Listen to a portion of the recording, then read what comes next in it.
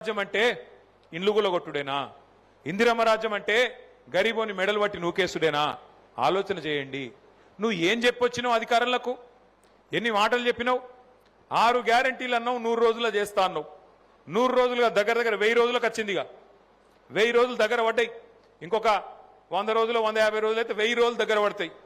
100 రోజుల్లో 6 గ్యారంటీలు అని చెప్పిన పెద్ద మనిషి, 100 రోజుల్లో 6 గ్యారంటీలు అమలు చేస్తా అని చెప్పిన పెద్ద మనిషి ఒక్కటన్నా అమలు చేసిండా? ఒకటే ఒకటి ఏం చేసినవరు అయ్యా అంటే ఒకటే చెప్తాడు, ఫ్రీ బస్ పెట్టలేదా అంటాడు. ఇక ఈ ఫ్రీ బస్ కథ మీకు తెలుసు నాకంటే బాగా.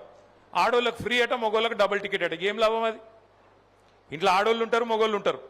ఆడోళ్ళకు ఫ్రీ అట, మగోళ్ళకు డబుల్ టికెట్ అట.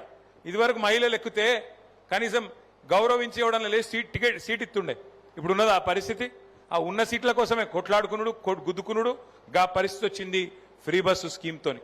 ఫ్రీ బస్సుకు మేము వ్యతిరేకం కాదు, కానీ ఈ రకంగా ప్రజలను మోసం చేసి ఎన్ని మాటలు చెప్పి ఇలా అధికారంలోకి వచ్చిన తర్వాత ఓడ మీద ఉన్నప్పుడు ఓడమల్లన్న, ఒడ్డుకెక్కినాక బోడమల్లన్న అన్నట్టు మొత్తం రాష్ట్రంలోని అన్ని వర్గాల ప్రజలకు శటగోపం పెట్టి పంగనామాలు పెట్టి మోసం చేసి ఇవాళ ముఖ్యమంత్రి రేవంత్ రెడ్డి ఆయన ప్రభుత్వం ఇష్టారీతిన వ్యవహారం చేస్తూ ఉన్నది. రైతులకు చెప్పిండు, ఆ రోజు అధికారంలో ఉన్నప్పుడు ఏం చెప్పిండు?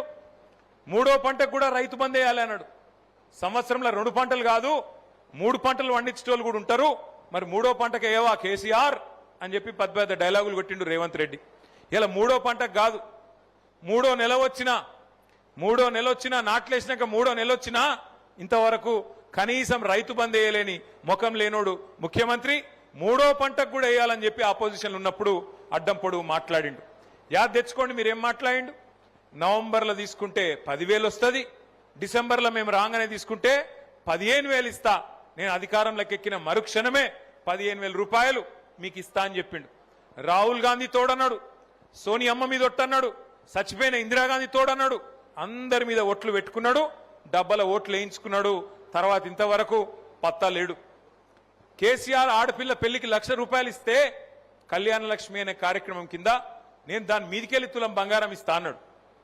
మీదికెళ్ళి 1,00,000 మీదికెళ్ళి తులం బంగారం ఇస్తా అన్నాడు. ఇలా ఎంత అయింది? 1,00,000 తులం బంగారం ఎంత అయింది ఇప్పుడు? 1,66,000. 1,66,000.